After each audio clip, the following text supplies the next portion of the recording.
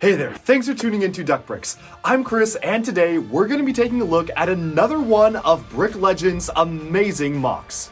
Now, Brick Legends is one of the best LEGO Ninjago MOCs out there because they make sets based on Ninjago's TV show for concepts that we never really got as actual sets and probably never will. Stuff like the Preeminent, a UCS Misfortune's Keep, the Crystallized Ninjago City, and now Cloud Kingdom, which is the topic of our review today. Ever since it was introduced in Season 5 Possession of Ninjago Masters of Spinjitzu, the Cloud Kingdom as a realm and location has been always something that has really fascinated me. From the architectural style to the way the entire realm works, I have always loved the aesthetic of Cloud Kingdom. So much so that I even built a MOC of Cloud Kingdom for my audition for LEGO Masters, which is really cool how things are kind of coming full circle. But of course, all of that is meant to focus now on the massive Cloud Kingdom MOC by Brick Legends, and I can't wait to check it out. And so, let's jump into a full review of the Brick Legends Cloud Kingdom MOC, which honestly feels like it could be an official LEGO set. That's how good it is. And if you want to get instructions, I've linked them in the description below, so definitely go show some love to Brick Legends, and thank you so much for allowing me to collaborate with you on this. Let's jump into the review. Okay, so this is the fantastic Cloud Kingdom playset by Brick Legends on YouTube. One thing to note before we get started, it does also come with a very small boat side build, but given that boat requires a custom fabric sail, I decided not to build it and just focus on the main buildings.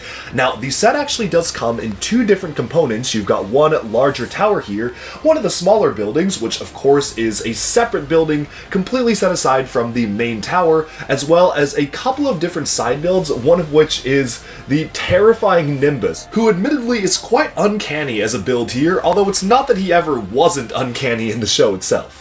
Now, the main focus of the build is on this large tower, but I'm actually going to focus on Nimbus's house first. I've gone ahead and placed some different minifigures of the Deepstone suits from Possession all around the buildings themselves, as well as some ghost opponents, to really make this feel like a LEGO set, and to me, that's what building Brick Legends MOCs feels like. It feels like I am building LEGO sets, and that's why I really love them, because they almost feel like lost sets that were supposed to be part of a wave, but never actually made it onto store shelves. They are that good in terms of the quality of instructions, as well as just the overall detailing involved in the set itself.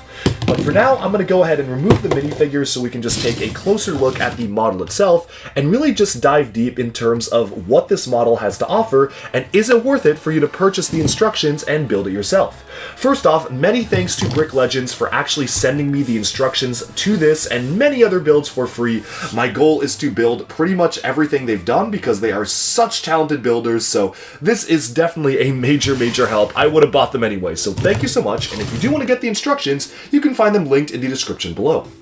Now, the first part of the building here is Nimbus's little jail or play area. No matter what you want to call it, it is basically the place where the ninja met Nimbus, and this actually has quite a few different fun play features. The first thing I want to point out is I really like the way that this is built overall. You have it feeling like it is rising out of the clouds with the white poofy cloud base, and then the rocks going out of the clouds itself. The base of this particular building is a little bit simplified and square, but I imagine that's because that the focus is, of course, on this element right here, and what's really cool is that you can actually rotate the wall panel to allow your ninja to escape. So much like in the TV show, let me go ahead and remove some of Cole's accessories here to allow him to do that. When Cole realized he could actually phase through walls, you can have him standing on one side of the building, so there is the wall on the other side, and then quickly rotate, and it's almost as if he phased right through the wall as a ghost. So that is a really fun play feature. I really like how they were able to add that in pretty seamlessly. I mean, you can see the knob just sticks out here on the back,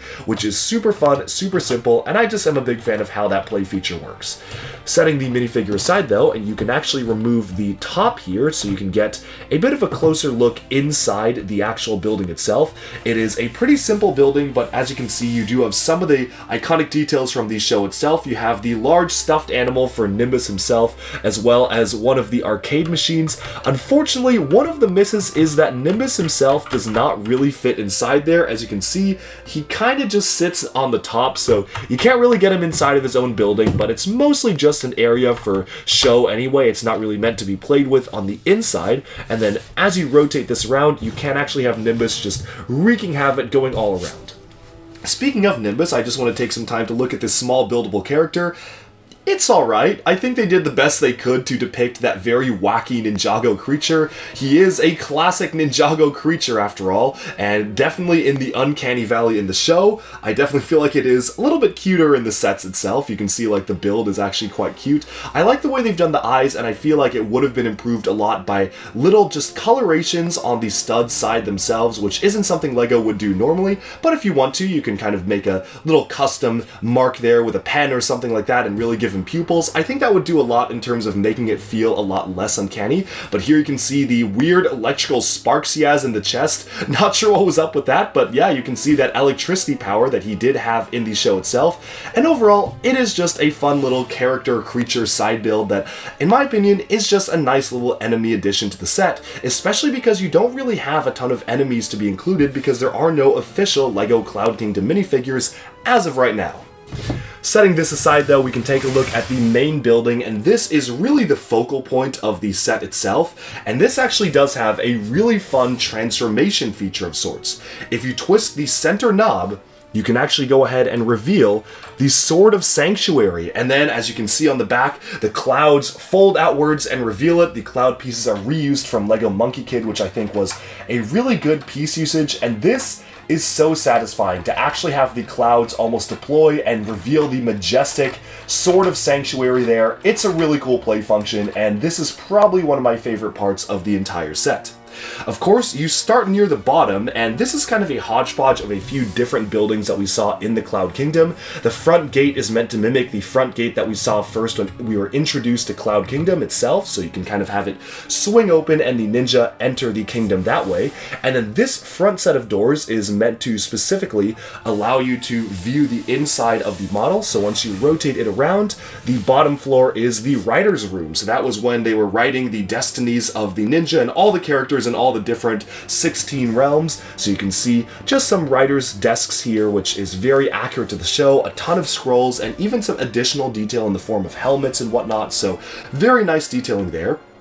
Up at the top, we have some of the weapons holdings here, so you can see that once you rotate this down, that's where the Sword of Sanctuary basically sits. It's fully hidden away until you twist the knob at the front, it rotates around, and there you have it. It is fully revealed, and I really like how they were able to include some different ideas and concepts for weapons being used on the back here. And moving on upwards, you just have some additional granular detail up there until we get to the very top, which honestly, there's not much going on here. It is just the very top of the tower, but there is a nice brick-built crossbow at the top of it, which is actually utilizing some really nice piece usages with the Kylo Ren buildable figure style of lightsaber T-piece or Technic T-splitter being used to attach these special weapons on the side of it introduced for the 2018 hunted season. I feel like that's all in all a really nicely built crossbow, and it feels like it belongs very nicely in the Cloud Kingdom, even though we didn't quite see anything like it in the show itself. Altogether, this is a really fun build. I can see this being, say, like an $100 set, maybe even a $90 set back in 2015, to really emphasize the Cloud Kingdom play, and that's one of my favorite things about the Brick Legends MOCs. It's that it really feels like you are building a LEGO set. It feels like this was a Lost Possession set. You can have Morrow in his possessed green ninja form, using Airjitsu to get up to the Sword of Sanctuary, the ninja hot on his heels, and all in all, it is a really fun play area for the ninja themselves. Really, the only downsides is that there are a couple of strange building techniques that are used that I feel that LEGO probably wouldn't use in an official set, like the way that these are attached are all by flex tube, which does feel a little bit janky putting it on, but once it's on, it does hold its own weight, so it definitely keeps itself up. It is totally okay in that regard. But otherwise, I'm definitely a big fan of this build. If you are a fan of Cloud Kingdom, especially now that it is relevant once again in Ninjago Dragons Rising, I feel like this is a really fun set to be able to pick up if you do want a lost playset, given that we never really got any set representation whatsoever of Cloud Kingdom, other than a very small side build all the way back in the original Possession wave. All in all, I hope you enjoyed this review of the Brick Legends Cloud Kingdom custom build. I know I keep calling it a set, but that's because it totally feels like a set. It feels like I'm putting together a set, which is honestly really, really impressive work by the entire Brick Legends team. So I just want to give a big shout out to them for sending me the instructions. This was so much fun to put together, and definitely stay tuned because I will be putting out many more reviews of the Brick Legends MOCs. I definitely have my eye on the UCS Destiny's Bounty if they're able to send me instructions for that one, because that looks absolutely incredible, and I actually have quite a backlog of their MOCs ready to build, so stay tuned for that. I have so much more on the way, and let me know in the comments what do you think of this Cloud Kingdom custom set. Okay, and with that, we have summed up our look at the incredible Cloud Kingdom MOC from Brick Legends, which is surprisingly relevant once more, thanks to Ninjago Dragons Rising. Thank you all so much for watching the video. Let me know what you think of the MOC down in the comments below. Is this something that you would be interested in getting yourself? And I'm super curious to see if other people have made Ninjago Cloud Kingdom MOCs. I know I made a Cloud Kingdom MOC years ago, but honestly, it isn't really anything cool compared to this. So thank you so much for watching. I hope you enjoyed the video. Be sure to like and subscribe for even more LEGO news, reviews, discussion, and analyses coming your way very soon, and bye for now.